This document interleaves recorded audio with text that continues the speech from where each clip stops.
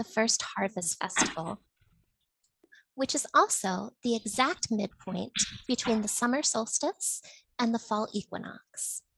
This day is called Lammas or Lunasa by some who follow Earth-centered spiritual paths.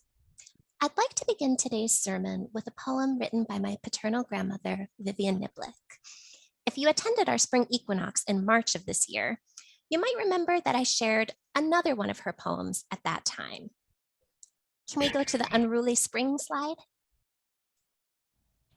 Perfect. My grandmother was a prolific artist and poet, and this book here has 46 of her poems. If y'all keep letting me co-lead worship, it's very possible that you'll hear more grandmother poetry, just like you did in the beginning of spring and like you're about to today. But today is the second to last day of July, right? Not the advent of spring. Thus, you'll see the words of a different poem in a moment, as well as a portrait of my grandmother in a different season of her life. Summer has left. Let's go. There we go. Summer has left her motor running. One can hear it in the dewy dawn when wet grass glistens before day sounds shout her out. The cricket chorus sings a ringing chord, undulating around a high note, throbbing. Before the cicada insert their buzz, before the hubbub of starlings and grackles, there's that high hum lingering after the night when summer is done. When summer is done, when autumn has blown away, as in the dialogue of the Carmelites, the nuns proceeding to the guillotine one by one, the little night singers fold up their instruments one by one to the last fragile chirp. I'd like to note that I always learned an incalculable number of fascinating things from my grandmother. And now, even from beyond the grave, she is still teaching me. When I first read this poem and the line about the dialogue of the Carmelites, I'm a little sad and embarrassed to admit that I didn't research it, and instead I used context to infer that it was probably talking about a historical event where nuns, I guess, were executed.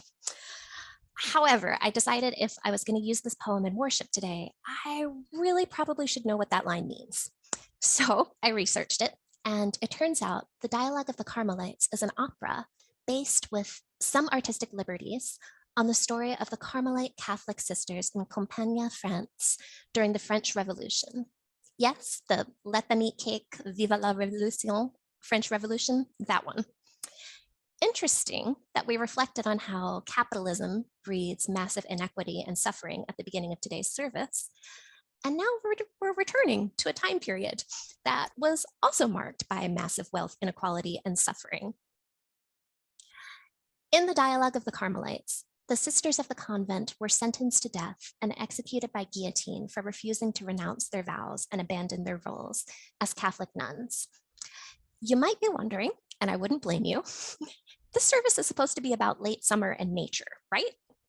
Why exactly are we taking a deep dive into the French Revolution and a particular Catholic order? Well, the answer lies in how these nuns were executed. Records from that time tell us that they went to the guillotine singing. Aha. Does that section of the poem, as in the Dialogue of the Carmelites, the nuns proceeding to the guillotine one by one, the little night singers, aka the crickets, fold up their instruments one by one to the last fragile chirp. Does that begin to make more sense now? To me, it did.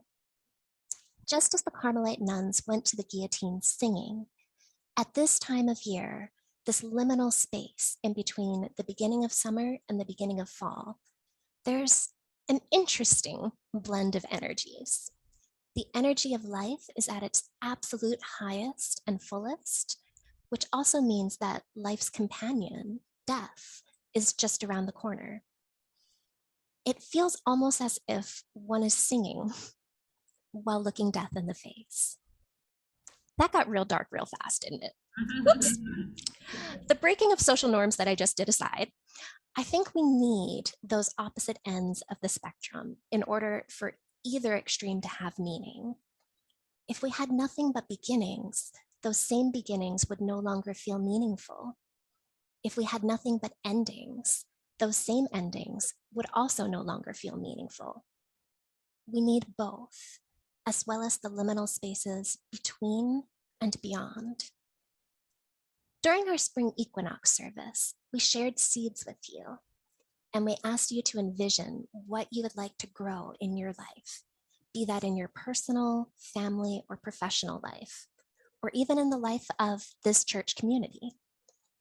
We asked you to pour your energy and your magic into those seeds and notice what you saw, heard, and felt as you imagined what you wanted to grow. We then asked you to literally plant those magic seeds. So I ask you now, how did your 2023 crops grow? What fruit in your life is ripe? What flower is in full bloom?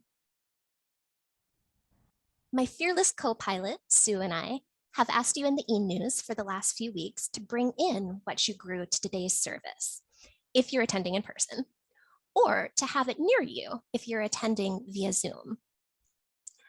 If you're joining us via Zoom and you have something that you grew to share, I invite you to now hold that up to your camera. And we're going to switch to gallery mode so that folks on Zoom can share if they want. I may be the only one sharing. That's okay. It happens. And if you are joining us in the LVAL room today, I ask you to bring what you grew to the area that Sue will guide you to now. Anybody? Great. Okay. Nope. Nope. Okay. They're still growing. It's fine. Right. We'll take a few moments now to breathe in and appreciate and absorb the bounty of what we grew.